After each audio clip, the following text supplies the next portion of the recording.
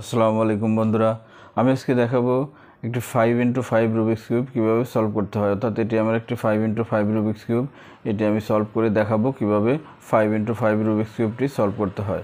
তো 5x5 Rubik's cube solve করতে গেলে প্রথমে আমরা আগে দেখিয়েছিলাম 4x4 রুবিক্স কিউবে কীভাবে একটি সেন্টার তৈরি করতে হয়। যেহেতু এটার কোনো সেন্টার থাকে না, সেহেতু একটি সেন্টার তৈরি করে নিতে হবে। অর্থাৎ মাঝের যে 4টা পিস থাকে, এই 4টা পিসে দেখেন আমি একটি সেন্টার তৈরি করেছিলাম।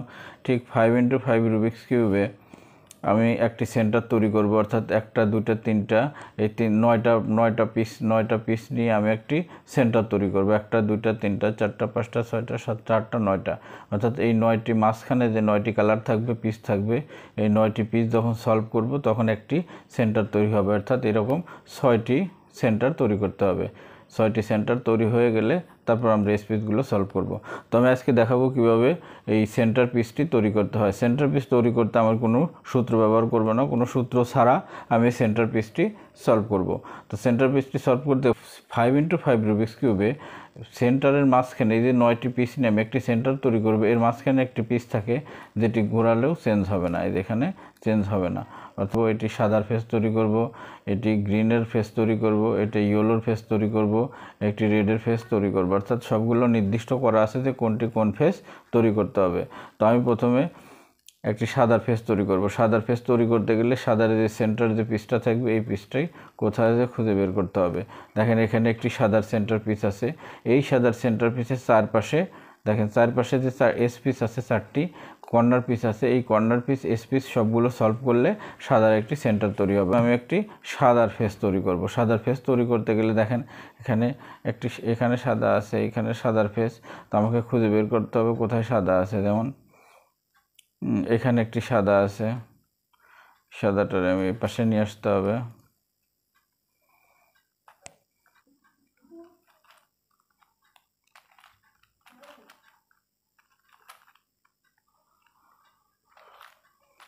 দেখেন এইখানে যে সাদা আছে, এই দুইটা সাদাকে এই লাইনের সাথে মিলাতে হবে। অর্থাৎ এটা যদি আমি এইখানে নিয়ে আসি, এখানে নিয়ে আসলে এটা যদি আমি এক ঘর উপরে উঠিয়ে দিই, এটাকে যদি এক ঘর উপরে উঠিয়ে দিই, তাহলে এই সাদাটা এখানে চলে আসবে।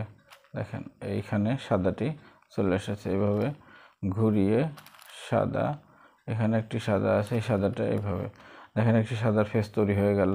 তো আমরা জানি যে সাদার উল্টো পাশে থাকে সবসময় ইয়েলো, অর্থাৎ সাদার পরে আমি ইয়েলো কালারটি তৈরি করব। দেখেন এখানে একটি ইয়েলো আছে, এখানে আমি এটাকে যদি দিই তাহলে এটা 2টা হয়ে গেল। এটাকে এক ঘর ঘুরিয়ে আমি এই পাশটা নিয়ে আসলাম, অর্থাৎ এইখানে নিয়ে আসব। এটাকে এক ঘর ঘুরিয়ে দেন, সাদার একটি ইয়েলোর একটি তৈরি হয়ে গেল। কিন্তু আমার সাদা নষ্ট হয়ে গেছে, অর্থাৎ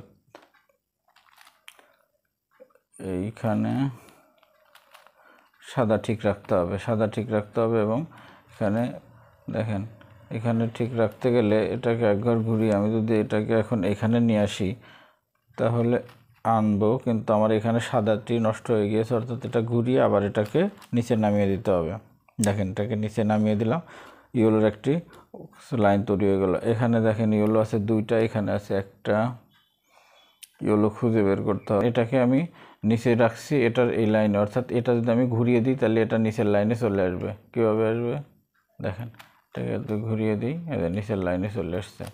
এখন আমি এটাকে ঘুরিয়ে আমি যদি এখানে দিতে চাই, এখানে দিয়ে দিলাম, কিন্তু আমার সাদা নষ্ট হয়ে গেল। যেহেতু এখানে ঘুরিয়ে দিয়েছি, এখন এটারে আমি ঘুরিয়ে এই পাশে নিয়ে যাব, ডান পাশ থেকে বাম পাশে নিয়ে যাব এবং এই লাইনটাকে নিচের দিকে নামিয়ে দেব। দেখেন এইখানে একটি ইয়েলো, এখানে একটি, এখানে একটি, 3টিকে এক করতে হবে। তাহলে কি করব, আমি এই ঘরটাকে যদি এক ঘর নিচে নামিয়ে দিই তাহলে এটার সাথে মিলে যাবে। দেখেন এটাকে যদি এক ঘর নিচে নামিয়ে দিই, এই ইয়েলোটা এখানে চলে আসবে। কীভাবে, এই যে দেখেন এখানে চলে এসেছে। আর দেখেন এই ইয়েলোটা লাগবে আমার এখানে, তাহলে আমি এই ঘরটাকে এইখানে নিয়ে আসি। দেখেন এইখানে নিয়ে আসছি। এখন এটার এক ঘর নিচে নামিয়ে দিলে ইয়েলোর একটা লাইন তৈরি হয়ে গেল। ইয়েলোর যখন লাইন তৈরি হয়ে যাবে তখন এটিকে আমি এখানে যদি ঘুরিয়ে দিই, দেখেন তাহলে আমার সাদা নষ্ট হয়ে যাবে। তো এইভাবে দেওয়া যাবে না। এটারে ইয়েলো দুইটি এক পাশে করে এই ইয়েলোটা এখানে এই ইয়েলোর লাইনে নিয়ে আসতে হবে, নিয়ে এসে এইটাকে এক ঘর উপরে উঠিয়ে দিতে হবে, উঠিয়ে দিয়ে তারপরে এই যেহেতু আমার সাদা নষ্ট হয়ে গেছে সেহেতু আমি এই ইয়েলোটাকে এক ঘর ঘুরিয়ে এই পাশে নিয়ে যাব। দেখেন এইভাবে সে নিয়ে আসছি। তাহলে আমি এখন যদি এই ঘর নামিয়ে দিই তো আমার হলুদটা এখানে চলে আসবে। দেখেন এক ঘর নামিয়ে দিলাম, হলুদ ঠিক থাকলো, সাদাও ঠিক থাকলো। এখন সাদা এবং হলুদ তৈরি হয়ে যাওয়ার পর এখন আমি যে কোনো একটি কালার তৈরি করব। দেখেন এখানে একটি লাল কালার তৈরি করি। লালের যেহেতু এটা সেন্টার সেহেতু লাল নিয়ে আসতে হবে। লাল আনতে গেলে আমাকে করতে হবে এটাকে যদি আমি এক ঘর নিচে নামিয়ে দিই তাহলে দুইটা লাল এক হয়ে যায়। দেখেন, অথবা হ্যাঁ এটা আমি নামিয়ে দিলাম, এটা উঠিয়ে দিই। এখন আমাকে দেখতে হবে লাল আর কোথায় আছে। দেখেন এইখানে একটি লাল আছে, সরি এইখানে দুইটা লাল, এইখানে যে লালটি আছে এই লালটি আমি ঘুরিয়ে এখানে নিয়ে আসতে পারি সোজা। দুইটা লাইন তৈরি হয়ে গেল, এখানে একটা লাল, এখানে একটা লাল, এখানে একটা লাল, এই তিনটি লাল এক করতে হবে। তাহলে আমি এই লালটি নিচে নামিয়ে দিই। দেখেন এই লালটি এই ঘরটা যদি আমি এক ঘর নিচে নামিয়ে দিই এই লালটা এই দুইটা লালের একটি লাইন তৈরি হবে। দেখেন এটা যদি আমি এইভাবে দিই একটা লাইন হবে, কিন্তু এই লালটি নষ্ট হয়ে যাবে। সেহেতু একটি ঘর এইভাবে ঘুরিয়ে আমি এটাকে নিচে নামিয়ে দিলাম। এখন দেখেন আমার এইটা নিব আমি এখানে, তাহলে এটাকে আমি এক ঘর নিচে নামিয়ে দিলে দেখেন হয় না, এটা উপরে এটা নিচে থাকে। তাহলে এটা কী করতে হবে, এই লালটাকে আমার এই লাইনে নিয়ে আসতে হবে, অর্থাৎ একটা ঘূর্ণন দিতে হবে, এই লাইনে নিয়ে আসতে হবে। এই লাইন থেকে এবার আমি নিচের দিকে নামিয়ে দিব। দেখেন লাইন তৈরি হয়ে গেল। ঠিক উল্টিয়ে দিই। এখন এই লালটাকে আমার নিতে হবে এখানে, অর্থাৎ আমি যে কোনোভাবে নিলেই হবে, কারণ এখন আমার লাইন তৈরি হয়নি একটি। এটা দুই ঘর ঘুরিয়ে দেব, এক ঘর দুই ঘর। দেখেন দুই লাইন ঘুরিয়ে দিলাম, আমার লাল তৈরি হয়ে গেল। তাহলে আমার নিচে সাদা, উপরে হলুদ, এখন লাল, এখানে তার লালের ডান পাশে থাকবে হচ্ছে কি সবুজ। তাহলে এখানে আমি একটি সবুজের লাইন তৈরি করবো, অর্থাৎ এই মাঝেতে সবুজ কমপ্লিট হয়ে আছে। এখন এইখানে আছে দুইটা, এখানে আছে একটা সবুজ, এখানে আছে একটা সবুজ, অর্থাৎ এইটাকে যদি আমি এইভাবে রাখি, দেখেন এভাবে রেখে এটাকে যদি এক ঘর নিচে নামিয়ে দিই তাহলে তিনটা সবুজের একটা লাইন তৈরি হয়ে গেল। এইটা একটা দেখেন। এখন আবার এখানে একটি সবুজ আছে, এই সবুজটা এখানে বসাতে হবে। তাহলে এই ঘরটাকে আমি নিচে নিয়ে যাই, একটাকে আমি যদি নিচে নিয়ে গিয়ে এটাকে ঘুরিয়ে দিই, আবার এটাকে উপরে উঠিয়ে দিই, তাহলে এখানে দুইটি সবুজ, এখানে একটি সবুজ। এইভাবে যদি আমি রাখি এবং এই সবুজটাকে আমি যদি এইভাবে ঘুরিয়ে মিডিলে নিয়ে যাই, তাহলে এই সবুজটা যদি আমি এখন ঘুরিয়ে উপরে উঠিয়ে দিই তাহলে এটা এখানে চলে আসবে। দেখেন এটাকে ঘুরিয়ে দিলাম, এটাকে এক ঘর সরিয়ে দিলাম, ঠিক এই ঘরটাকে আবার নিচে নামিয়ে দিলাম। তাহলে দেখেন আমার এখানে একটি লাল নষ্ট হয়ে গিয়েছে, অর্থাৎ এই সবুজটাকে যদি আমি এই লাইনে রেখে এটিকে এক ঘর ঘুরিয়ে দিই তাহলে হয়তো বা আমার লাইন ঠিক থাকবে। দেখেন এটাকে দিলাম, এটাকে এই পাশে নিয়ে এসে দেখেন এখানে যে লাল আছে এই লালের নিচে নিয়ে এসে এটাকে ঘুরিয়ে লালে রাখতে হবে, এই অরেঞ্জটাকে লালের এই পাশে নিয়ে যেতে হবে, এটাকে নিচে নামিয়ে দিতে হবে।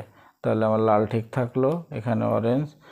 এখানে যেটা করতে হবে সেটা এই সবুজের লাইনে সবুজ রেখে এই সবুজটাকে এইভাবে ঘুরিয়ে দিতে হবে, তারপরে এটাকে নিচে নামিয়ে দিতে হবে। দেখেন এখানে গ্রিন তৈরি হয়ে গেল, রেড, এখন এইখানে হবে অরেঞ্জ, এখানে হবে ব্লু। মোটামুটি সলভ হয়ে গেছে। এখন এটাকে আমি এই লালটা এই পাশ থেকে ঘুরিয়ে আমি এই লালটা এখানে, এই লালের শাড়িটা এখানে নিতে হবে, অর্থাৎ এটা আমার ডান পাশে নিয়ে যেতে হবে। এইখানে নিয়ে এই লালের নিচে রেখে দিতে হবে, এখানে রেখে এটাকে ঘুরিয়ে এই পাশে নিয়ে আসতে হবে এবং এটাকে এভাবে নিয়ে আসতে হবে। এখন দেখেন এখানে না, ঠিক আছে, নিচে সাদার পাশে এখানেও ইয়েলো, এখানে দেখেন গ্রিন, এখানে নীল, এখানে লাল, এখানে কমলা, অর্থাৎ আমার একটি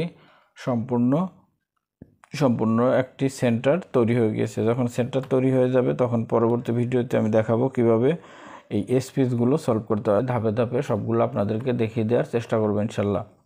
যদি আপনাদের এটি সলভ করতে কোনো সমস্যা হয় কমেন্টসে জানালে আমি পরবর্তীতে সমাধান করার চেষ্টা করব। আর আমার চ্যানেলটিতে যদি নতুন হয়ে থাকেন অথবা আমার ভিডিওটি যদি আপনাদের ভালো লাগে অবশ্যই আমার চ্যানেলটি সাবস্ক্রাইব করবেন। ধন্যবাদ সবাইকে।